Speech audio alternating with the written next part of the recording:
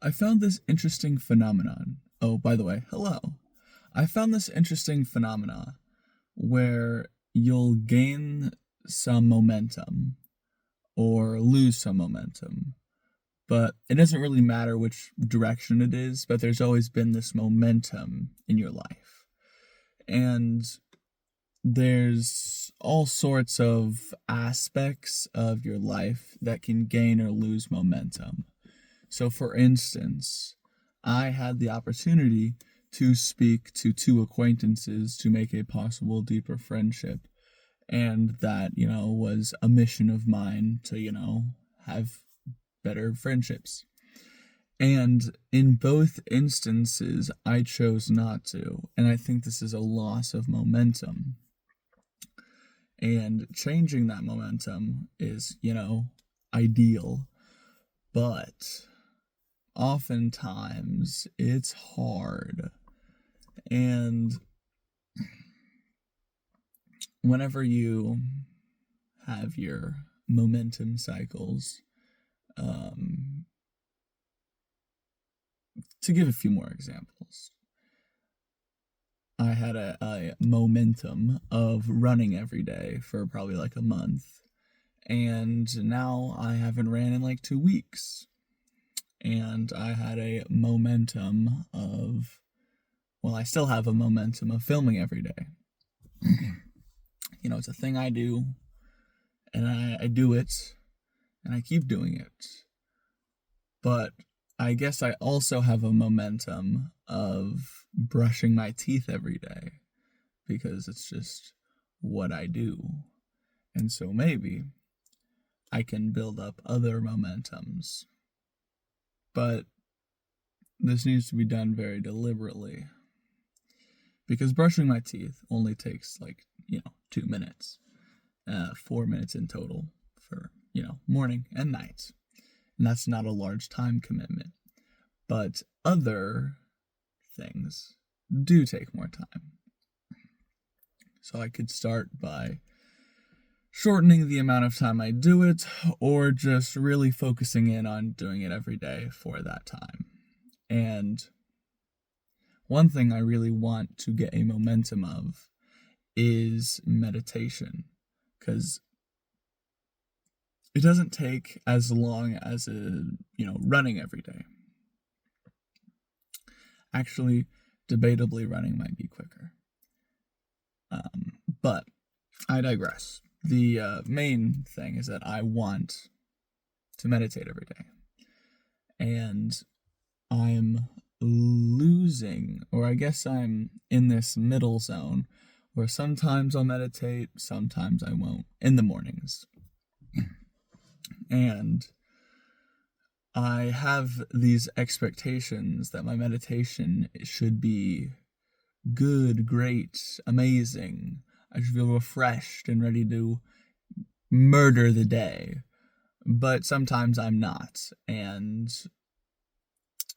much like, an ice cube analogy, where you have to put in the work before you see returns for an ice cube, Your room is 33 degrees Fahrenheit, and you have to move it 1 whole degree before you change the composition of the ice in order for it to melt to 32 degrees. And even if you go down by 0.1 degree, you'll never see progress until you hit that first degree. I think I gotta just tough it out and meditate, every day. And how I would do this? Well, it starts by consistently waking up at the same time. And also starts by doing it after brushing my teeth, because I do that every day. And if I could just go from that to meditation, then boom, I meditate every day. And that would be wicked cool, because it has benefits, kind of like running every day has benefits on my heart and lungs. And I should probably get back to doing that. But should is a normative statement, and I have plenty of excuses to use if I need. But still, running is important. Meditation is cool. Brushing my teeth is nice. And you could extend this further if you really want to get into it. You could be like, boom, wake up at the same time. So this is like impossible life. Cannot be done because, well, life is life. But boom, wake up at the same time every day. Boom, brush your teeth, then floss, then put sunscreen on, put your contacts in because we're all blind, and then boom, meditate. Boom. Run? I don't know. It's doable. It's doable. It won't be doable every day, but I could get something going. I gotta get my momentum moving. Much like Sisyphus and his rock. Boulder, even. I gotta start somewhere. So, I guess I'll go meditate, and then tomorrow I'll do it again. 'Cause momentum. Anyways, let's talk about some nonverbal language. I recently read some stuff about, nonverbal communication, and I bet you thought I was going to end the video there. Ha ha ha, how well I've trained you. But, there's eye contact, there's facial expressions, there's tonality, timbre. Timbre's cool. You could even name someone timbre, and that'd be cool. It'd be idiosyncratic. Anyways, lots of different body language stuff. But, you have your acquaintances, and you have your friends, and then you have your best friends in intimate relationships. And you can have an intimate relationship with your best friend, and intimate being deeply emotionally relational. There doesn't have to be any of that icky, gross stuff if I were to be high context. And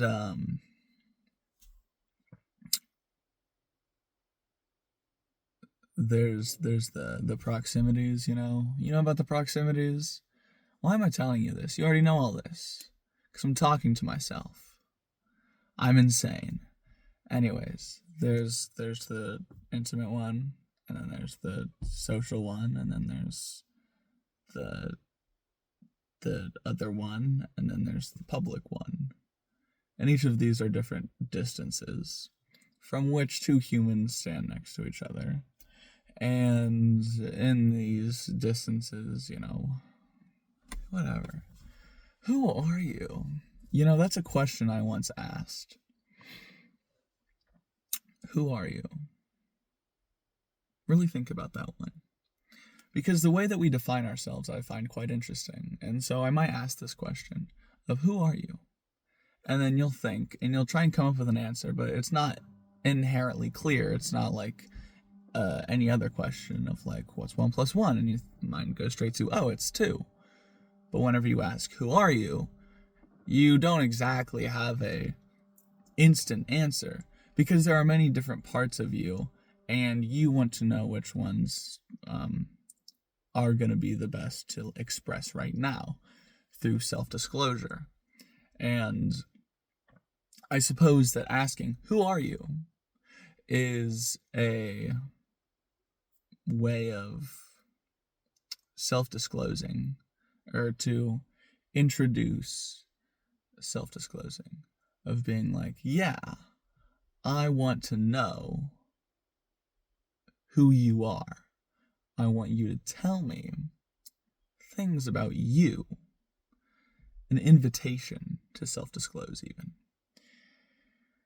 And then let's see if I can relate this back to nonverbal communication. Well, there's eye contact, and so you have to ask, who are you with eye contact? And then also, like, your timbre of your voice has to be inquisitive, so you should end it with an upward inflection to tell them that it's a question of, who are you? Or you could lower it and make it a statement, I guess.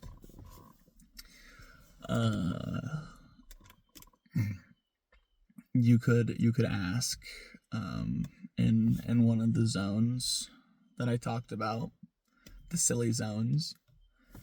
It's an interesting question. I should ask it more, because people often don't know how to answer it, and I find that quite amusing. Sometimes they'll say their name. Sometimes they'll say things they're interested in, like their hobbies, or they'll say things like things they've done, their accomplishments. And this question is really, really good if people are willing to answer it, because it shows what they value, whether it's their hobbies, their accomplishments, or their literal name and self. But, of all the askings of who are you, no one's ever asked, who am I? And what would I say in that instance? I certainly wouldn't say that I'm a YouTuber. God, no. How would I identify myself? Through my past accomplishments? I don't think I've accomplished much of anything. Maybe things that I plan to do, my future, possibly. Or I can hit him with the usual, I'm just some guy. That one works out well. Also because of, a certain tendency of mine to not self-disclose, which I think is also interesting.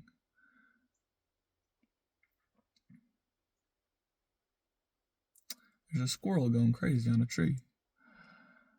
Anyways, maybe now I will end the video after I have rambled about meditation, and after I have rambled about momentum and nonverbal communication, and then also self-disclosure. And maybe you should ask yourself, who are you? Toodles.